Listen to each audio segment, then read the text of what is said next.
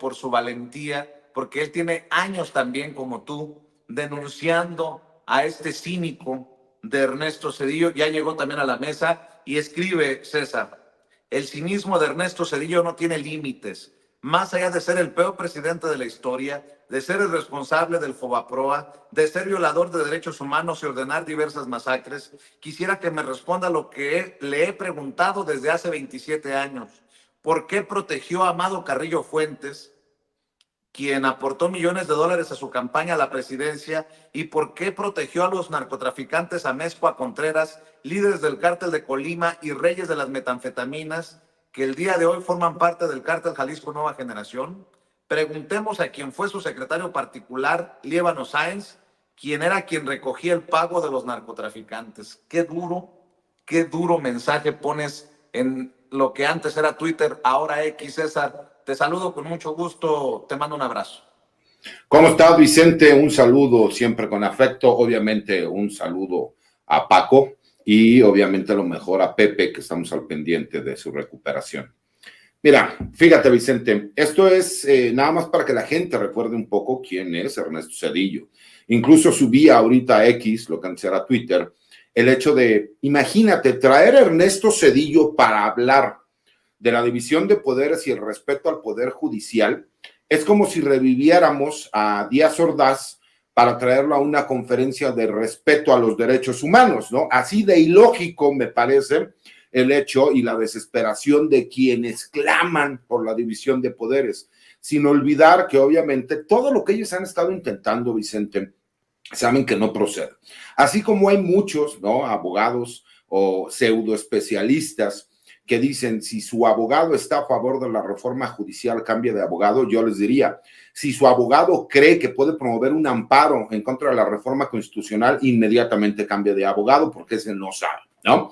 Pero retomando un poquito, y yo sé que a lo mejor muchas personas dirán que el problema que yo tengo es un problema personal con Ernesto Zedillo, pues yo tengo que decirles que sí, obviamente sí es un problema personal que yo tengo con Ernesto Zedillo Ponce de León, porque tenemos que recordar que en febrero de 1997, yo siendo un civil, a mí personal militar me secuestró y me torturó.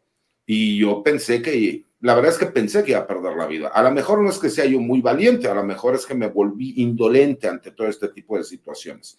Y que yo he buscado confrontarlo en diferentes lugares. Yo ya fui a Yale y me corrieron de las instalaciones cuando le empecé a gritar y a reclamar públicamente. Tú lo sabes, me entrevistaste la vez anterior que vino a México, en donde ahí hicieron algunos movimientos para que yo no pudiera ir a increparlo. Y la verdad es que el domingo, por más que intenté, obviamente como es una asociación internacional de abogados, pues ellos restringieron los accesos para que yo no pudiera tener la posibilidad de confrontar. Pero yo le pregunto y le hago la pregunta pública, ¿no? ¿Qué pasa con estos nexos que están documentados? Y que no nada más lo digo yo, muchísimos medios de comunicación han hecho sus investigaciones y han llegado a la misma conclusión, que en el sexenio de Ernesto Zedillo Ponce de León se protegió a narcotraficantes. Yo sí muestro las pruebas, nosotros sí presentamos las denuncias en su momento y fuimos atacados por un gobierno. Para todos aquellos que hoy hablan de tiranía, mi querido Vicente, yo les quiero recordar que en los tiempos de Ernesto Zedillo no tenías derecho de réplica, no podías utilizar ningún medio de comunicación porque no existían las redes sociales, iniciaba el internet por aquel entonces, no tenían la posibilidad de que ningún medio de comunicación, porque además el gobierno era quien les daba los espacios para que, y las concesiones, pues no podías tú ni siquiera tener la oportunidad de decir qué es lo que sucedía. Yo quisiera que hubiera pasado lo de mi señor padre en estos tiempos, con la edad que tengo, la experiencia que tengo hoy, y con todos los medios de comunicación que existen, sería otra cosa. Pero aquí, más allá de las rencillas personales que yo tengo en contra de este personaje, es increíble que utilicen a un pasquín como él, que es el creador de todos estos fideicomisos, de todas estas supuestas instituciones ciudadanas e independientes para mantener el control. De facto, el PRIAN nace con Ernesto Zedillo Ponce de León. Y nada más recordemos por qué el presidente de la República, Vicente, acaba con todos estos fideicomisos fantasmas que existían en México, porque todavía cuando llega el presidente de la República seguían existiendo fideicomisos a favor de los hijos de Carlos Salinas de Gortari y de Ernesto Zedillo, que recibían decenas de millones de dólares. ¿A razón de qué? Todos sabemos que el hijo mayor de Ernesto Zedillo, quien por cierto, le vuelvo a decir, he recibido sus amenazas y acuso de recibo, y aquí sigo y aquí seguiré, ¿no?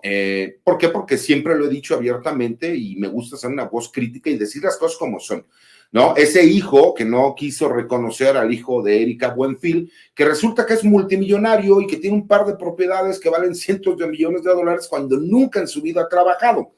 ¿Por qué la gente quiere realmente vanagloriar a un expresidente opaco, un expresidente que viene a decirnos que vamos a vivir una tiranía cuando en sus sexenios sí vivimos una tiranía, cuando nos quieren espantar con el petate del muerto de que nos vamos a convertir en Venezuela? Señores, nosotros ya fuimos y estuvimos peor que Venezuela. En el sexenio Ernesto Zedillo, lo que él llamó el famoso error de diciembre, que a nivel mundial se conoció como el efecto tequila, supimos la peor crisis económica de nuestra historia. Y eso fue a razón de los errores que él cometió y que se convirtió en una verdadera tiranía en donde la gente no podía ni siquiera salir a expresar ni hacer uso de la manifestación pública porque eran reprimidos. Ya lo dijo bien Paco, se utilizaba la fuerza pública para reprimir a la gente. Y es increíble que el día de hoy quieran venir y hablar de un personaje que, imagínate, sigue hablando de garantías individuales y no reconoce en ningún momento a los derechos humanos porque fue una reforma del año 2011. Un personaje que tiene décadas viviendo fuera de México y que quiere venir a darnos a nosotros una lección de moral cuando ha sido el peor y más gris de los presidentes de México, que además estuvo ligado con narcotraficantes, que las acusaciones las he hecho yo de forma directa y jamás me ha salido a desmentir. ¿Por qué? ¿Por qué cuando lo fui a confrontar ayer no me dijo nada? ¿Por qué mejor a una conocida mía le dijo, pues es que fue la información que me pasaron en su momento y yo me equivoqué? Pues sí, pero ¿por qué? O sea, qué fácil es destruirle la vida a una persona y a una familia diciendo, chin, es que me equivoqué, me enojó que él hubiera hecho investigaciones en contra de mi familia. Ese es el tipo de presidentes que tuvimos y que él a su vez, recordemos, que no es que no haya sido un demócrata.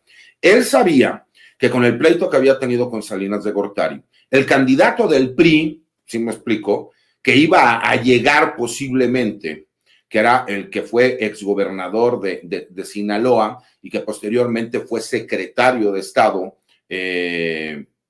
La Bastida,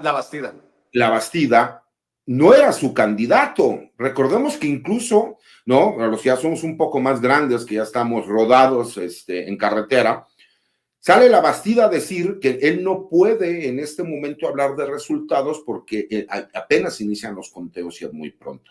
Recordemos quién crea al INE, que posteriormente lo transforman en el IFE, quién es el que pone a todos estos magistrados, ¿no?, del Tribunal Electoral, quién pone a todos los ministros de la Corte, con los cuales él tuvo un poder inmesurable. Imagínense 15 años a partir de que él deja a los ministros tener control total de la Corte. Entonces, para que no se nos olvide que él todavía llegó, señaló y dijo la vez pasada que vino a México, que el problema del neoliberalismo es que no le habían dado la oportunidad de que se vieran los resultados. O sea, llevamos 40 años jodidos como mexicanos porque él realizó el robo más grande de la historia al convertir deudas de privados en deudas públicas y que todavía faltan más de 40 años para seguirlo pagando y que todavía nos pedía que le diéramos 30 años más al neoliberalismo, ¿no? Como lo dijo Paco, él vende empresas mexicanas y él secretamente se convierte en socio de estas empresas, lo contratan todavía y de forma impune se va a vivir fuera de México y supuestamente se autoexilia, pero hoy quiere levantar la voz. Eso lo hubiera hecho hace 30 años, mi querido Vicente. No hoy. ¿Hoy de qué sirve? Con todo respeto, es un personaje gris, decrépito, no conoce la realidad de lo que se vive en México y obviamente viene a defender la pérdida de poder que ha tenido personajes como él y sus allegados.